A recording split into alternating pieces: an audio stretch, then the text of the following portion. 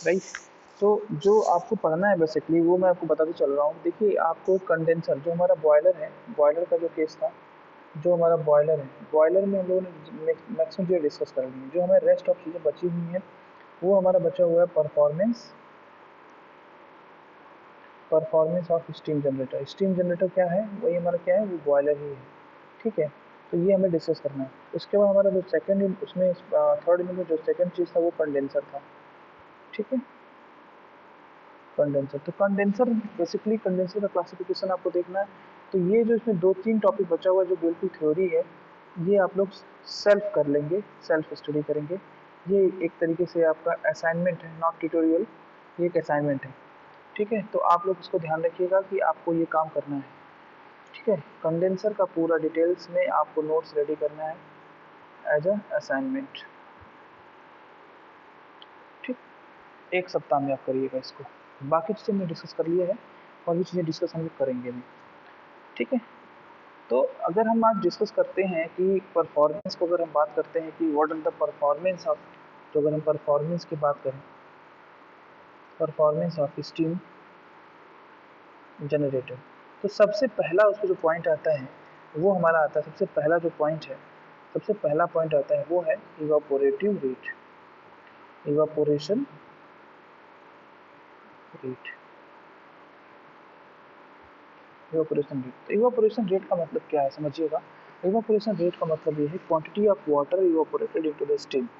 कितना quantity of water मान लो suppose ये वाटर है, 1 kg अगर वाटर है, इसमें वाटर भरा हुआ है, कितना के लिए हमारा वाटर क्वांटिटी, वाटर जो है वो किस में इवापोरेट हो जा रहा है, वो चला जा रहा है स्टीम में कन्वर्ट हो रहा है, कितना ज़्यादा, या हम ये देख सकते हैं कि कितना वाटर क्वांटिटी इवापोरेट हो रहा है स्टीम में, कितने पर आवर, मतलब अगर 1 kg है तो 1 kg पर आवर, एक घंटे में, एक घंटे में कितना स्टीम जो है, वाटर जो है इवापोरेट हो रहा है स्टीम में पर आवर।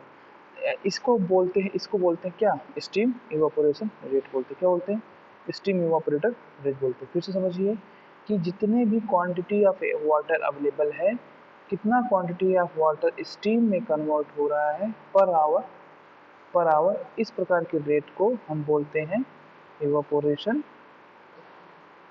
इवापोरेशन रेट बोलते हैं। क्या बोलते हैं, इवापोरेशन रेट बोलते हैं, समझे, इवापोरेशन रेट बोलते हैं। ठीक, तो आपको पता है what do you understand by evaporation rate. तो जब आप बोलेंगे the quantity of water evaporates into the steam per hour is called evaporation rate. अब इसको कैसे एक्सप्रेस करेंगे, expressed as a KG of steam per hour, एक KG of steam per hour, एक घंटे में कितना किलोग्राम आपका वाटर स्टीम में कन्वर्ट हुआ, या फिर KG of steam per hour per metre square of heating surface. अगर हम किसी सरफेस को हीट कर रहे हैं तो उसका सरफेस एरिया जितना होगा उसको लेंगे, KG of steam per hour per metre cube. Volume है तो वॉल्यूम को, केजी ऑफ स्टीम पर केजी ऑफ फ्यूल फायर्ड, जितना फ्यूल फायर्ड हो रहा है। यहाँ तक आपको समझ में आ गया होगा। तो इवापोरेशन रेट समझ में आ गया। उसके बाद आता है, एक आता है topic equivalent, equivalent evaporation, equivalent evaporation. ठीक, इक्विवेलेंट इवापोरेशन, इसमें क्या होता है, तो इक्विवेलेंट इवापोरेशन, इक्विवेलेंट का मतलब आप समझ रहे हैं कि क्या होता है। इक्विवेलेंट इवापोरेशन का मेन मोटिव है, इक्विवेलेंट इवापोरेशन जो होता है, सपोज ऐसे समझिए कि इक्विवेलेंट इवापोरेशन ऑफ 1 kg, अगर 1 kg ऑफ वाटर को अगर हम 100 डिग्री सेंटीग्रेड पे गर्म करते हैं तो किस में कन्वर्ट हो जाएगा, स्टीम में।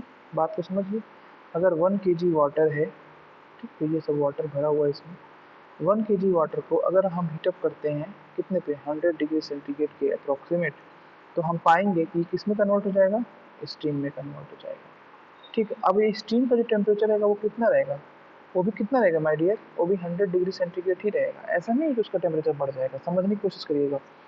आप इसको धीरे धीरे टेम्परेचर को, इसको हम धीरे धीरे इसको आप हीटअप कर रहे हैं, धीरे धीरे हीटअप कर रहे हैं, तो एक टाइम क्या होगा, 100 डिग्री सेंटीग्रेड टेम्परेचर पे पहुंचेगा। जब 100 डिग्री सेंटीग्रेड टेम्परेचर पहुंचेगा तो ये वाष्प में, स्टीम में कन्वर्ट होगा। और जब स्टीम कन्वर्ट होगा तो उस टाइम टेम्परेचर कितना होगा, उस टाइम टेम्परेचर उसका कितना होगा, 100 degree centigrade, to the steam at 100 degree centigrade. तो इस तरीके के जब हम इसको हम बोलते हैं इक्विवेलेंट इवापोरेशन। तो ऐसे केस में कितना रिक्वायर्ड होगा हमको एनर्जी की, तो अप्रोक्सीमेटली बताया गया है कि 2257 किलोग्राम, सॉरी केजी रिक्वायरमेंट होती है। आप अप्रोक्सीमेटली 2300 मान सकते हैं, 2300 किलो जूल एनर्जी हमको रिक्वायर्ड होगी क्या करने के लिए, इक्विवेलेंट इवापोरेशन के लिए। तो आप समझने की कोशिश कर रहे हैं, इवापोरेशन रेट समझ में आ गया आपको कि हाँ जितनी क्वांटिटी ऑफ वाटर जो कन्वर्ट होगा हमारे स्टीम में पर आवर, वो हमारा इवापोरेशन रेट है। इक्विवेलेंट इवापोरेशन क्या होता है कि अगर 1 kg ऑफ वाटर है, 1 kg ऑफ वाटर है, अगर हम उसको 100 डिग्री सेंटीग्रेड पे गर्म करते हैं तो स्टीम में कन्वर्ट हो जाता है at 100 degree centigrade. Clear? Okay.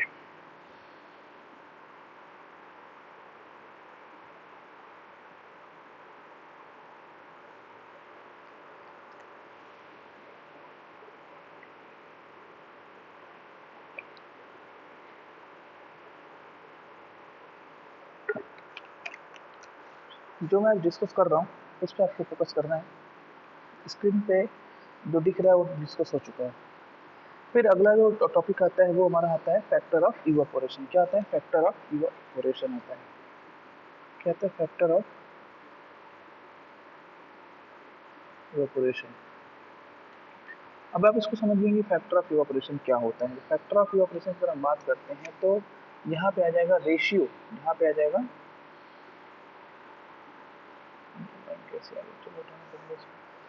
Factor of evaporation, ratio of actual heat absorption above feed water temperature. Ratio जो होगा, ratio of actual heat absorption above feed water temperature. जो भी फीड वाटर टेम्परेचर होगा, समझिएगा, जो भी फीड वाटर टेम्परेचर होगा, जो भी फीड वाटर टेम्परेचर होगा, अगर हम फीड वाटर टेम्परेचर को देखेंगे तो actual heat absorption above the feed water temperature for transformation of steam. हम क्या देख रहे हैं, हमारा मेन मोटिव क्या है कि जो हमारा रेशियो है वो actual heat absorption above the feed water temperature for transformation of steam. The wet है, dry है, reciprocated to the latent heat of steam at atmospheric pressure is known as the factor of evaporation। फिर से समझा रहा हूँ, समझिएगा कि इसमें है क्या, रेशियो जो होगा, ratio of actual heat absorb above the feed water temperature. जो भी फीड वाटर टेम्परेचर होगा उससे अबव होगा actual heat absorption above feed water temperature for transformation of transformation of steam. किसके लिए हम उसको कर रहे हैं? ट्रांसफॉर्मेशन ऑफ स्टीम के लिए, ट्रांसफॉर्मेशन टू द स्टीम। ठीक। अब वो स्टीम कैसा हो सकता है? वो वेट हो सकता है, ड्राई हो सकता है, सुपर हीटेड हो सकता है। ठीक है। To the latent heat of the steam atmospheric pressure, to the latent heat of steam at atmospheric pressure. तो इस तरह ये जो होता है हमारा क्या होता है, ये फैक्टर ऑफ इवापोरेशन होता है। क्या होता है? फैक्टर ऑफ इवापोरेशन होता है। ठीक। तो अगर हम फैक्टर ऑफ इवापोरेशन की बात करते हैं तो हम ये समझिए कि इसमें एक फार्मूला होता है जिसको बोलते हैं equivalent evaporation is equals to, the equivalent evaporation is equals to actual evaporation into factor of evaporation। ठीक, ये होता है। तो एम ई से डिनोट करते हैं हम इक्विवेलेंट इवापोरेशन को, इज इक्वल्स टू हो जाता है H one minus H F divided by H F जी, किस पे? एट एटमॉस्फेरिक पे, इंटू एम एस। ठीक है, आप इसको लिख सकते हैं एफ इंटू एम एस। तो ये H one minus H G, H F upon H F G. तो एच जो हमारा एच है उसको हम बोलते हैं specific enthalpy of steam actually produce. जो एक्चुअली प्रोड्यूस हो रहा है हमारा स्पेसिफिक एंथैल्पी ऑफ स्टीम, वो हमारा क्या है? एच वन है। एच एफ क्या है? एच एफ हमारा है specific enthalpy of feed water. देखिए, आपने जब थर्मोडायनेमिक्स पढ़ा होगा, प्रॉपर्टी ऑफ प्योर सब्सटेंस या प्योर सब्सटेंस पढ़ा होगा, उसमें आपको पता होगा कि एच क्या होता है, एच एफ क्या होता है, एच एफ जी क्या होता है, वो आपने डिस्कस करा होगा। ठीक है। तो एच एफ हमारा जो होता है, एच एफ की अगर हम बात करते हैं तो एच एफ जो हमारा क्या है, एच एफ हमारा हो जाएगा specific enthalpy of water, feed water. और जो हमारा एच होगा वो क्या होगा? Specific enthalpy of steam actually produce जो होगा। और एच एफ क्या होगा? At atmospheric pressure, specific enthalpy of evaporation at standard atmospheric pressure. और जो हमारा एम एस होगा, एम एस जो होगा वो क्या हो जाएगा? एक्चुअल इवापोरेशन एक्सप्रेस्ड होगा पर के जी पर किलो जूल पर के जी में, किलो जूल पर के जी या फिर के जी पर आवर में। तो ये बेसिकली फार्मूला होता है इक्विवेलेंट इवापोरेशन का। जो हमारा फार्मूला निकालना होता है, फार्मूला अगर हम देखते हैं तो इक्विवेलेंट इवापोरेशन का जो फार्मूला होता है वो है H1 minus H F upon H F जी, ठीक है, या फिर इसको हम एफ इंटू एम एस भी बोलते हैं। अब आपको अगर H1 फाइंड आउट करना है, H1 अगर फाइंड आउट करना है तो कैसे निकालेंगे आप? HF1 plus x into H F जी वन। याद आया फार्मूला? कुछ जरूर याद आ रहा होगा आपको कि ये क्या होता है। तो बेसिकली आपको ये चीज़ समझना है कि आप कैसे आप जो है फैक्टर ऑफ ऑपरेशन को कैलकुलेट करेंगे, ठीक है। Moving to the next topic. अब आता है एक हेडिंग परफॉर्मेंस, किसका? बॉयलर का। क्या चल रहा है ये हमारा किसकी स्टडी कर रहे हैं? हम लोग बॉयलर की स्टडी कर रहे हैं, समझ में आई बात? कंडेंसर को मैंने आपको कल जो डिस्कस कर लिया है, जितना लेक्चर डिस्कस किया उसके बाद मैंने आपको एक एज ए असाइनमेंट दिया हुआ है। रेस्ट चीज़ें जो एयर लीकेज है और जो उसके पैरामीटर्स हैं उसको आपको कंप्लीट करना है। मुश्किल से 3 से 4 टॉपिक हैं, तो वो आप कंडेंसर के अगर नोट्स बना लीजिएगा, ताकि कंडेंसर से अगर क्वेश्चन आता है तो आपसे छूटे ना।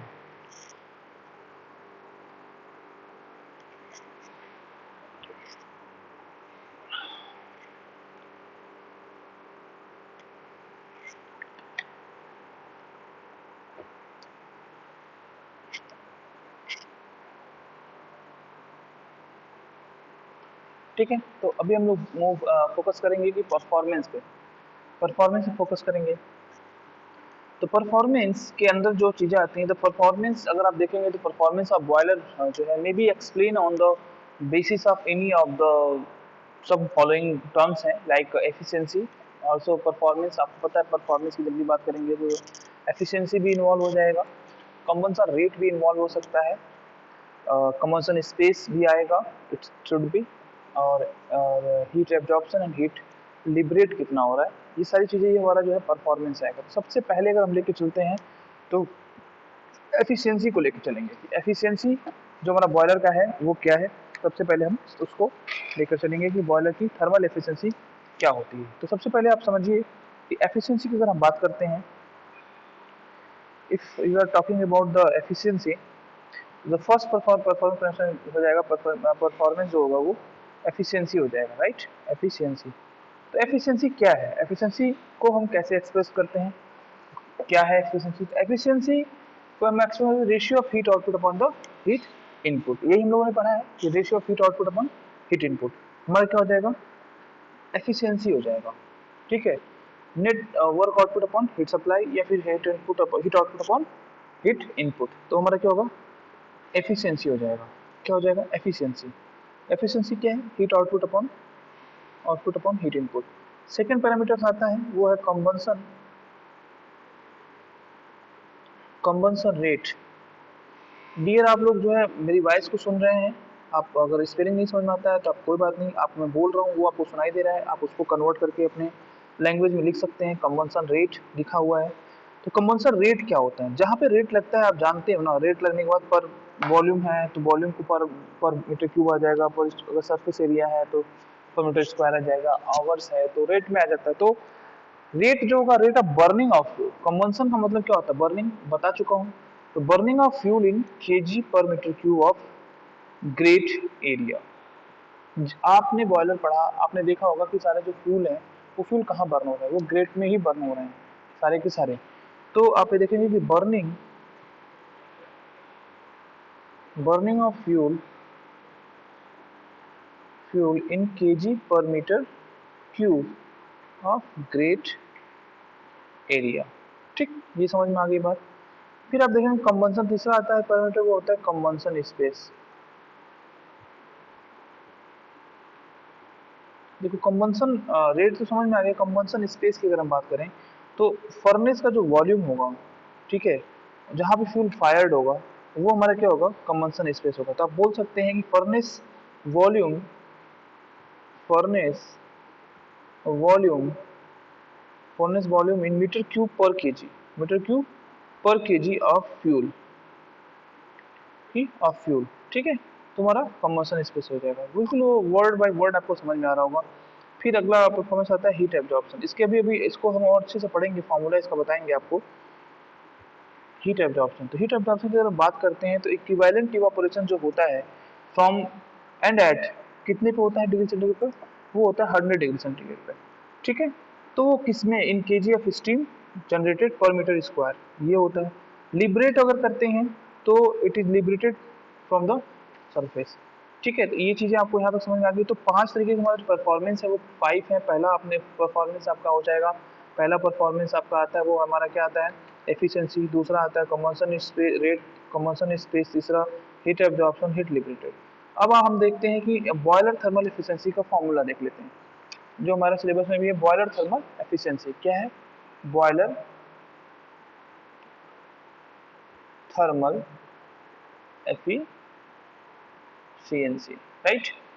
तो जो ratio of heat absorb by the steam, क्या है रेशियो, इसका फॉर्मूला, रेशियो जो है इसका वो ये है कि heat absorb by the steam from the boiler, from the boiler per unit time to the heat liberated by the combustion of fuel in the furnace during the same time। मतलब आप ये समझिए, तो इस तरीके से समझिए कि हमारा जो हीट एब्जॉर्ब होगा, ठीक है, from the boiler per unit time, और कितना रिजेक्ट होगा, लिबरेटेड होगा बाय कंबंशन ऑफ फ्यूल जो सर्विस। तो हमारा अगर हम देखते हैं तो हमारा जो बॉयलर की एफिशिएंसी आती है उसका फॉर्मूला होता है एम एस, ये स्टीम है, मास है H1 minus H F divided by M F into C V. ठीक, तो जहाँ पे एम एस अगर हम बात करते हैं तो एम एस क्या है, एम एस हमारा मास ऑफ स्टीम जनरेटेड, जो मास है, मास ऑफ स्टीम जनरेटेड जितना हो रहा है केजी पर आवर में हो रहा है, तो मास ऑफ स्टीम जनरेटेड हो जाएगा। फिर आपका एम एफ हो जाएगा, एम एफ क्या है, mass of fuel burn, mass of fuel क्या होगा, बर्न होगा। सी वी क्या है, सीवी क्या है, calorific value of fuel in KG पर किलो जूल पर केजी। देखिए यूनिट आपको बहुत जरूरी याद रखना, पता होना चाहिए। तो यहाँ पे ये फॉर्मूला आपका होता है, इसके लिए है ये किसके लिए यूज हो रहा है, बॉयलर थर्मल एफिशिएंसी। ध्यान रखिए, बॉयलर थर्मल एफिशिएंसी, जितना हीट एब्जॉर्ब हो रहा है बाय स्टीम जो है फ्रॉम द बॉयलर से पर यूनिट टाइम, और जितना हीट लिबरेट हो रहा है, तो उसका फॉर्मूला है बॉयलर एफिशिएंसी इक्वल्स टू, आपको बॉयलर थर्मल एफिशिएंसी अगर निकालना है तो वहां से क्या हो जाएगा, वो हो जाएगा M dot S into, M dot का मतलब यहाँ पे रेट से मतलब, अगर हम यहाँ डॉट लगा रहे हैं तो वो रेट है, पर रेट है, स्टीम पर आवर है, मतलब उस टाइम के अकॉर्डिंग है, पर टाइम पे डिपेंड है, पर मिनट या पर आवर कितना स्टीम जनरेट हो रहा है। तो M dot S into H one minus H F upon M dot F into C V. ठीक है, ये चीजें यहाँ पे, ये फॉर्मूला हमारा किसका है, बॉयलर थर्मल एफिशिएंसी का, ये हमारा फॉर्मूला है। यहाँ तक समझ में आया आपको, वेरी गुड। आगे बढ़ते हैं, heat losses in the boiler plant. अब देखिए हर जगह हीट लॉसेस होता है। अगर हीट लॉसेस की अगर हम बात करते हैं तो मैं आपको हीट लॉसेस बताता हूँ क्या, कौन कौन से हीट लॉसेस होते हैं। तो हीट लॉसेस अगर देखा जाए तो पहला हीट लॉसेस आ जाएगा कि जब हम हीट यूज करते हैं टू जनरेट स्टीम, जब आप हीट को यूज करते हो, हीट यूज होता है किसके लिए, स्टीम को जनरेट करने के लिए, उस टाइम भी क्या होता है, कुछ न कुछ हमारा जो है हीट क्या होता है, लॉस होता है। तो Q1 इज इक्वल टू होता है M dot S into H minus H F one, यहाँ से निकालते थे। यहाँ पे लॉस होता है, हीट लॉस कब होता है, जब हम हीट यूज करते हैं स्टीम को जनरेट करने के लिए, तब हमारा कुछ लॉस होता है। फिर हीट लॉस होता है जब हमारा फ्लू गैसेस बनता है, द फ्लू गैसेस जो कंटेन करता है ड्राई प्रोडक्ट्स होता है, जो कंबंशन होता है, एंड स्टीम जनरेट करता है due to the combustion of hydrogen, ये तो सबको पता है। लेकिन जब हमारा हीट लॉस वहाँ पे देखा जाए तो कहाँ पे हीट लॉस होता है, जब हमारा फ्लू गैसेस मूव कर रहा होता है तो हमारा क्या होता है, हीट लॉस होता है। फिर तीसरा हीट लॉस कहाँ होगा, heat carried by steam in the flue gases, जब हमारा फ्लू गैसेस हीट को लेके चल रहा होता है ट्यूब में, तो वहाँ पे भी कहीं ना कहीं हमारा हीट लॉस होता है। आप फील करेंगे तो आपको फील होगा कि कहाँ पे हीट लॉस हो रहा है। अगर एक पाइप से हीट आप फ्लो कराइए, कोई भी चीज़ हीट फ्लो कराइए, अगर हीट फ्लो कराने मतलब क्या, अगर फ्लू गैसेस फ्लो कर रहा है, अगर गैस फ्लो कर रहा है, मतलब बर्निंग फ्यूल के बाद जो हमारा फ्लेम निकल रहा है, और वो एक पाइप के थ्रू फ्लो कर रहा है, तो जाहिर सी बात है कि हमारा हीट एक्सचेंजर के थ्रू क्या होगा, कहीं ना कहीं हीट क्या होगा, लिबरेट हो जाएगा, एग्जॉस्ट हो जाएगा, और कहीं ना कहीं लॉस होगा। फिर आपका चौथा जो हीट लॉस होता है ड्यू टू इनकम्प्लीट कंबंशन, अगर इनकम्प्लीट कंबंशन हुआ, मतलब बर्निंग हुई पर हमारा पूरा का पूरा फ्यूल बर्न नहीं हुआ, तो कहीं ना कहीं हमारा हीट लॉस होगा। ठीक है, ये सारी चीजें आपको समझनी है, पढ़नी है, बुक में भी आप पढ़िएगा। मतलब आपको हमने बताया कि हीट लॉस कहाँ कहाँ हो रहा है। पहला हीट लॉस होगा जब हम स्टीम में कन्वर्ट कर रहे हैं, दूसरा होगा कि जब हमारा हीट लॉस होगा, जब heat loss to flue gases की बात करेंगे तब हमारा हीट लॉस होगा। तीसरा आता है जब हीट कैरिड करते हैं bye steam in the flue gases में अगर हीट स्टीम कैरिड कर रहे हैं तब होता है। चौथा लॉस आता है, वो आता है heat loss due to the incomplete combustion, incomplete combustion होता है तब हमारा हीट लॉस होता है वहाँ पे। तो इस तरीके से 4 पॉइंट हो गए। पांचवा जो हमारा हीट लॉस होता है due to unburned fuel, incomplete combustion is another thing and unburned fuel is another thing. ठीक है, तो वहां पे ये होता है। ठीक है, तो ये सारी चीजें हैं। फिर हम देखेंगे कि जो है हमारा छठा होता है कन्वेक्शन एंड रेडिएशन लॉसेस। ठीक है, तो माय डियर आपसे अगर कोई पूछता है कि बेटा बताइए कि heat losses in boiler plant कैसे होता था, तो आप बता पाएंगे कि सर जब हम स्टीम हीट देते हैं स्टीम में जनरेट करने के लिए तब हमारा कुछ लॉस होता है। जब हमारा हीट देते हैं हम जो है फ्लू गैसेस को, तब हमारा हीट लॉस होता है। जब हम कैरी करते हैं फ्लू गैसेस को, हॉट फ्लू गैसेस को, तब हमारा हीट लॉस होता है। इनकम्प्लीट कंबंशन होगा तब हीट लॉस होगा। और अनबॉन्ड फ्यूल रह जाएगा, जब हम हीट देते हैं हीट लॉस होता है due to the unburned fuel. और अंडर अंटिल लास्ट में क्या है, until and unless convection and radiation losses. ये सारी चीजें आपको होती है। मैंने बता रखा है पहले कि जो मोड ऑफ हीट ट्रांसफर आप पढ़ेंगे तो there are three types of mode of heat transfer. One is the conduction, another is the convection, third one is the radiation.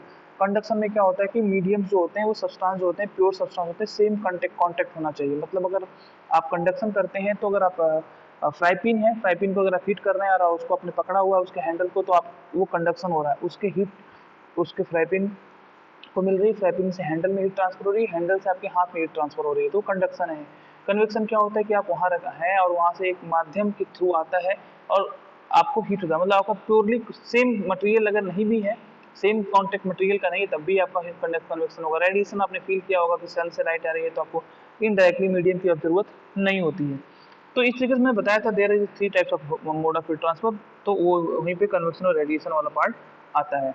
ठीक है, आई होप आपको यहाँ तक समझ में आया होगा। अब आगे बढ़ते हैं, boiler trial and heat balance sheet. आज ये यूनिट नंबर 3 खत्म हो जाएगा, न्यूमेरिकल बचा रहेगा, तो वो उसको हम लोग देखते रहेंगे। आप लोग न्यूमेरिकल लगाते रहिएगा। न्यूमेरिकल में आप सॉल्व क्वेश्चन जो एग्जाम्पल दिए उसको लगाएंगे तो आपको समझ में आ जाएगा। मैं भेज दूंगा कुछ क्वेश्चन, मुझे डिस्कस भी कर लूंगा।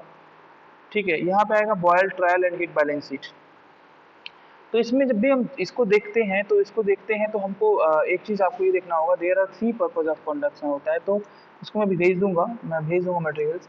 तो इसमें क्या है, क्या क्या करना है, तो मेजरमेंट्स करने हैं। तो मेजरमेंट जब भी हम हीट बैलेंस करते हैं, हीट बैलेंस शीट की बात करते हैं, तो हम इसमें देखते हैं कि देखो बैलेंस करना है। हीट बैलेंस का मतलब ही यही हो गया कि हम जितना हीट सप्लाई कर रहे हैं, अगर हम ऐसे टेबल बना के देखें, अगर हम एक टेबल बना के दिखाएं आपको, तो उसमें आपको ये दिखेगा कि अगर हम यहाँ कह रहे हैं कि ये यहाँ पे जो पोर्शन है हीट सप्लाइड है, ये हमारा हीट सप्लाइड हो रहा है।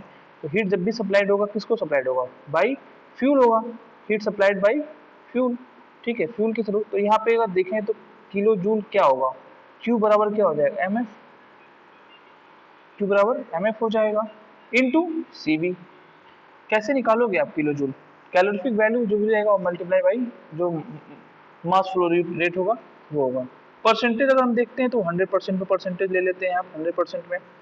फिर आप ये देखेंगे यहाँ पे कि हीट का यूटिलाइजेशन कहाँ कहाँ हुआ, हीट का यूटिलाइजेशन कहाँ कहाँ हुआ। तो जो हीट यूटिलाइजेशन की मैं बात कर रहा हूँ वो पता है क्या है, वो जब भी जस्ट मैंने जो भी लेक्चर भी तुरंत मैंने डिस्कस किया, अर्लियर तुरंत डिस्कस किया, उसमें जब मैंने बताया ना हीट लॉसेस, जो हीट लॉसेस हो रहे हैं वही हमारा हीट यूटिलाइजेशन है। वो 5 के 6 पॉइंट जो मैंने बताया वो सारे पॉइंट इसमें आ जाएंगे। वो आप चेक कर लेंगे कि कहाँ पे कितना हीट यूटिलाइजेशन होगा। और जो हीट जनरेट यूज होगा, पहले मैंने बताया ना हीट लॉस जनरेट करने उसका जो फॉर्मूला बताया, सिमिलरली आप एक बार बुक में देखो तो आपको हीट कैरिड बाई जो होगा वो फॉर्मूला निकल के आ जाएगा। तो अभी मैं भेजता हूँ, इसको वही भेज दूंगा। तो इस तरीके से आप किलो जूल इसका फॉर्मूला जो लॉसेस बताया मैंने यूटिलाइजेशन का वो लिखेंगे। फिर उसके अगर बगल में आप फॉर्मूला उसका नोट कर लेंगे, किस फॉर्मूले से उसको फाइंड आउट कर रहे हैं, फिर आप उसमें परसेंटेज निकाल लेंगे। तो इस तरीके से आप हीट बैलेंस निकाल सकते हैं, हीट बैलेंस बता सकते हैं किसी का, किसी भी बॉयलर का हीट बैलेंस आप बता सकते हैं कि उसका हीट बैलेंस क्या है, उसका परफॉर्मेंस पैरामीटर्स क्या क्या हैं, जो कि बहुत ही महत्वपूर्ण होता है। तो इस तरीके से मैं कह सकता हूँ कि यूनिट नंबर 3 खत्म हो चुका है। अब हम लोग मूव करेंगे यूनिट नंबर 4 की तरफ वेरी शून। बिफोर वहाँ पहुँचने के लिए मैं सोच रहा हूँ कि मंडे को हम यूनिट 4 स्टार्ट करेंगे। फिलहाल अभी हम लोग कुछ न्यूमेरिकल्स के पोर्शंस को भी कल देख लेते हैं, कुछ न्यूमेरिकल्स बॉयलर पे समझ लेंगे, कुछ मैं शेयर कर दूंगा। और साथ ही साथ आपको यूनिट नंबर 3 का यूनिट नोट्स भी मैं शेयर कर दूंगा। तो ये सारी चीज़ें मैं शेयर कर दूंगा, लेकिन कंडेंसर का जो नोट्स है वो आप उसका नोट्स मैं प्रोवाइड नहीं करूंगा। उसको आपको असाइनमेंट दिया हुआ है तो आपको पूरा कंप्लीट उसको करना है। ठीक है, उसको कंप्लीट करके आप मुझे जो है भेज दीजिएगा या फिर रखे रहिएगा, दिखा दीजिएगा। और वेरी सुन मैं यूनिट नंबर नेक्स्ट ट्यूटोरियल भी सेंड करूंगा यूनिट नंबर 3 का। टोटल 6 यूनिट्स ट्यूटोरियल हो जाने चाहिए। ठीक है। तो बॉयलर बॉयलर जो यूनिट नंबर थर्ड है वो प्योर थ्योरी है और सब न्यूमेरिकल्स भी इसमें आएंगे, तो न्यूमेरिकल्स भी देख लेंगे। और थ्योरी पूरी की पूरी इसकी एक अलग नोट्स बना लीजिए कि हाँ बॉयलर जितने हैं उसको पढ़ लीजिए, उसके बस डायग्राम बना लीजिए और बाकी रेस्ट चीज़ें तो आपको समझ में आ ही गई हैं। कॉमन चीज़ें होती हैं, कुछ कंपोनेंट्स किसी में कम है किसी में ज़्यादा हैं, तो उसको आप एक नोट्स बनाते चलेंगे तो आपके लिए बहुत ही ज़्यादा फायदा होगा। नोट्स बनाते रहिए, कंप्लीट नोट्स। देखिए आपको एक बार नोट्स बनाना है, आपको एक बार से पढ़ाई करनी है, एक बार नोट्स बन जाएगा, एक बार पढ़ाई कर लेंगे तो आपका वो परमानेंटली नोट्स आपके लिए परमानेंट हो जाएगा। आपको फर्दर फ्यूचर में इस तरीके से नोट्स बनाइए, टाइम भी आपके पास है, इस तरीके से नोट्स बनाइए कि फर्दर आपको फिर नोट्स बनाने की जरूरत ना पड़े। आफ्टर बीटेक भी अगर आपको टेक्निकल फील्ड में जाना चाहते हैं, तैयारी करने जाना चाहते हैं, तो उसमें आपको दिक्कत ना हो। ठीक है, इस तरीके से नोट्स को अपने प्रिपेयर करिए, इस तरीके से अपने नोट्स को कम से कम एक दो कलर पेन होनी चाहिए आपके पास। और साथ में जब भी आप क्लास में बैठे तो क्लास लेते वक्त आप पेपर पेन रहे आपके पास कि आप बस नहीं कुछ तो आप कम से कम हेडिंग नोट कर लेंगे, हाँ आज सर ने ये डिस्कस कर दिया, आज ये सिलेबस का खत्म हो गया, तो आपको अंदाजा रहेगा। अब ऐसे ही अगर आप चुपचाप बैठे हुए हैं, लेटे हुए हैं बिस्तर पे और मोबाइल चल रहा है या फिर मोबाइल किनारे कर रखा है, तो उससे कोई फायदा नहीं है। मैं आई नो वेरी वेल कि ऑनलाइन अभी क्लासेस चल रही है, बहुत ज़्यादा इफेक्टिव नहीं हो पा रही हैं जो हमें जितने तरीके से हम लोग को इफेक्टिव देना चाहिए, बट अनटिल एंड अनलेस आपको जो भी कुछ मिल रहा है उसका यूटिलाइजेशन करना चाहिए, आपको गाइडलाइन मिल रहा है। If anybody have any doubt रहे किसी के पास तो वो मुझे मैसेज कर सकता है, ड्रॉप कर सकता है, और मैसेज तो मैं उसे बता दूंगा। तो फाइनली बॉयलर यहाँ पे फिनिश होता है, कुछ इसके न्यूमेरिकल्स कल परसों हम लोग देख लेंगे। कंडेंसर भी हम लोगों ने डिस्कस कर लिया है। कंडेंसर थोड़ा सा मैं और बता देता हूँ आपको, जो कंडेंसर्स के जो टॉपिक्स हैं वो डिस्कस कर लेते हैं, थोड़ा सा मैं उसको डिस्कस कर देता हूँ, ओवरव्यू कर देता हूँ।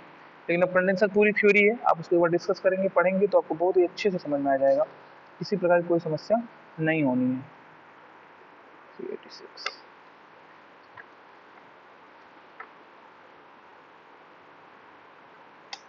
ठीक है। तो कंडेंसर के हम लोगों ने एलिमेंट डिस्कस कर लिए थे। टाइप्स में जेट कंडेंसर होता है और सरफेस कंडेंसर होता है, तो वो आप पढ़ लीजिएगा, उसको कहीं से भी आप उसको नोट्स बना लीजिएगा और डायग्राम बना लीजिएगा, क्योंकि देखिए जहाँ पे थ्योरी क्वेश्चन आएगा होप सो वैसा होता है, न्यूमेरिकल ऐसा है आपको नहीं आता तो आप थ्योरी अटेम्प्ट करेंगे तो आपको नंबर तो मिल जाएंगे एटलीस्ट। तो सरफेस कंडेंसर में आप पढ़ेंगे तो वाटर ट्यूब सरफेस कंडेंसर आ जाएगा, उसमें सिंगल पास और टू पास कंडेंसर, फिर डाउन फ्लो, सेंट्रल फ्लो और रीजनरेटिव कंडेंसर आ जाता है। तो ये सारी चीज़ें इसमें इन्वॉल्व होती हैं, सेंट्रल फ्लो और रीजनरेशन कंडेंसर भी इसमें इन्वॉल्व हो जाता है। ठीक है, तो ये सारी चीज़ें आपको यहाँ से मिल जाएगा सारा मैटर, एडवांटेज डिसएडवांटेज ये सब चीज़ें आप लोग पढ़ लीजिएगा।